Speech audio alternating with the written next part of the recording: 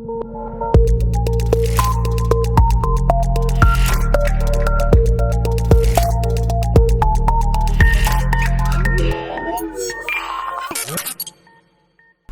and welcome to another Spectrum Geeks video. My name is Dale, and in today's video we're looking at my solar stats for August 2024 here in Worcestershire in the UK.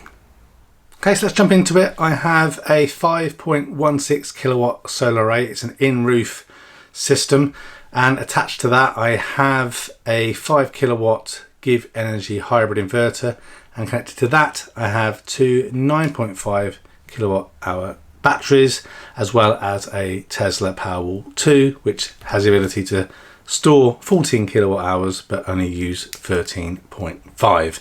In addition to that, we also have the MyEnergi Eddy for heating our hot water, and a Zappy for charging our two electric vehicles. Okay, so you can see for the month of August we generated 539.82 kilowatt hours of solar. Of that, 361.36 went to the house. So obviously when it says house, it's obviously running our house, as well as it could also charge up the Tesla Powerwall a little bit as well, but not the GivEnergy batteries. Of that 539.82, 108.20 kilowatt hours of solar went into the GivEnergy batteries, and we exported 70.26 kilowatt hours. You can see down the bottom, in terms of the battery itself, of the 414.93 kilowatt hours of battery that we used in the month, 412.01 of that went directly into the home, but again could have also gone a little bit into the Tesla Powerwall 2, and 2.92 kilowatt hours of energy went back to the grid. In terms of what we pulled in from the grid, 761.09 kilowatt hours pulled from the grid. Of that, 471.13 went into the home. So that would be obviously running the house over the evening. Could also be charging the cars. All of this is happening off peak, and we'll touch on the bill in a moment for that. And then 289.96 kilowatt hours went from the grid into charging the batteries. So whilst we're on that topic, I'll just briefly touch on the energy usage. So we're on Intelligent Octopus Go with obviously Octopus Energy. If you are looking to change electricity provider and considering Octopus, please consider using my referral link. There's a little link in the description. If you decide to use my link, you get £50 credit to your bill, as do I, which helps support me and the channel, which is fantastic. But to give us a bit of clarification, so even though we've imported 761.09 from the grid, we're doing all of that off peak, and actually for the month of August we only used 2 kilowatts of energy at peak times. So all the rest of it was off peak, which gave us an average unit cost overall as 6.70 pence, which is pretty good. And in terms of our bill, we do have gas, and all we're using that for at the moment is for cooking on the hob. Everything else we're trying to move to electric as much as possible, and I've got an air-to-air installation video coming in the next couple of months, probably more towards the winter because it's not fully installed yet. But our gas bill was £8.99 for the month. Our electricity bill was £77.62 for the month, and we got paid £8.23 for our export. Now, obviously, even though I call that the month of August, it's slightly offset compared to the solar stats. I think it's like the third of the month to the third of the month, as opposed to obviously the first to the end in the solar stats. But let's jump back to it, see what the solar generation was like during the month. Okay, so as already discussed, 539.82 kilowatt hours was the total solar generation. The best day was Friday the 16th, where we generated 28.72 kilowatt hours, and our worst day was 6.75 kilowatt hours on Thursday the 8th. It was a very variable month for me, I think, in terms of solar. August, not as good as it had been in the past, in my opinion. I'd be interested to know down below in the comments, how has your system performed? What kind of size array do you have, and how did it perform during August? In terms of our house, again, me and my wife, we both work from home full time. We've got servers running, all sorts of stuff. And also we've still got some old appliances in this house since we moved that we hear from the old incumbents, I guess, as it were, which aren't super energy efficient, like the fridge and dishwasher and that sort of thing. So it is quite a lot of consumption, even though it's all really happening with off-peak energy. So 1.244.5 kilowatt hours of energy consumed for the month. Highest day being Monday the 12th, 74.77 kilowatt hours, and the lowest being 14.97 kilowatt hours. Obviously on those high ones, we'd obviously would have used a lot of the batteries, so that's getting charged up off peak. And then in addition to that, obviously charging electric cars as well. In terms of the battery usage, you can see our highest battery usage was on Tuesday the 20th, where we pulled 26.57 kilowatt hours of energy out of the battery, and the lowest being on Sunday the 25th, only 4.55 kilowatt hours of energy. Actually, that's going into the batteries, isn't it? Sorry, my bad. That's the charging on there. In terms of discharge, 4.14.93 kilowatt hours of discharge, highest one being on Tuesday the 21st, and then the lowest on Sunday the 25th as well.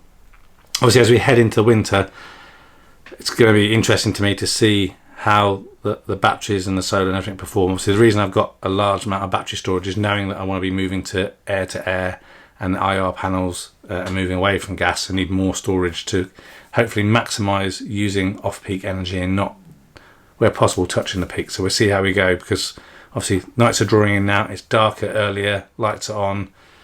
It's going to be interesting to see how things perform. And then finally, we can see on the grid,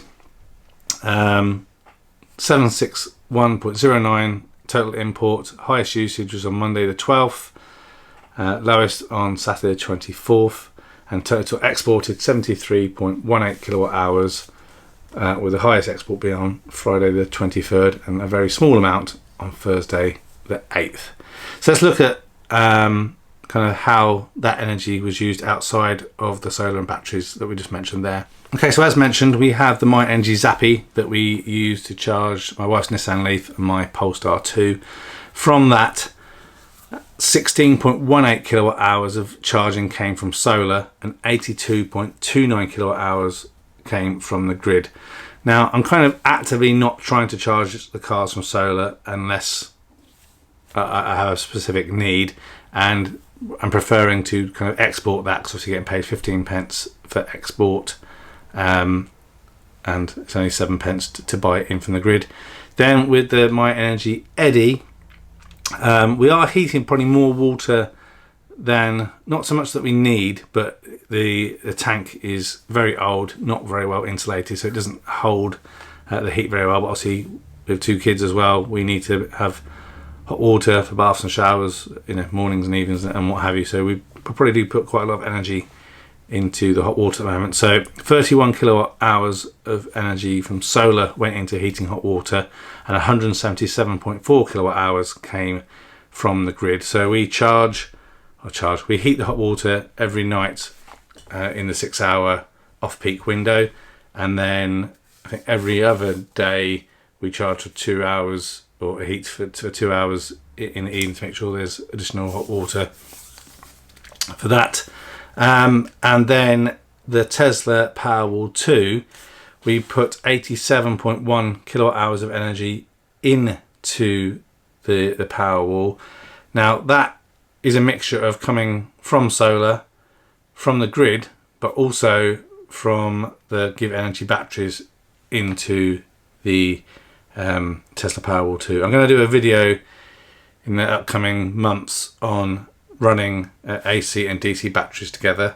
I'm pretty comfortable with how things are working now, but I want to just get into the winter a little bit more to see kind of how things are working, because really at the moment the Powerwall doesn't really get discharged much at all, really, in comparison. So it'd be interesting to see as we go into winter. We're definitely going to be using it a lot more, and see how things go. And we got 70.2 kilowatt hours of energy out of the Powerwall to into the house, and also for charging cars and other things as well. So let's just wrap up the video with looking at the payback so far for the month of August. So if we look at the payback, I think the way I'm doing it these days compared to my old solar updates couple of years ago. I'm not including the gas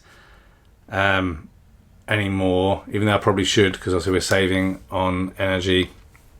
Obviously not heating hot water with gas, but when I get to my kind of annual review, I'll try and look at how much energy we're using for gas, and kind of work out what the payback is going to look like, because it will be obviously slightly better. But right now all I keep it at is just electrical energy, and that, so again, not accounting for gas or savings on petrol, being able to charge up electric vehicles as well. So for August, 539.82 kilowatt hours of energy was generated. Of that, we used 469.56 kilowatt hours, which meant it was equivalent of £107.08 of free electricity that came from solar that we didn't have to buy from the grid. In terms of how much energy we exported, 70.26 kilowatt hours of energy exported, which at the current rate will pay us £10.54.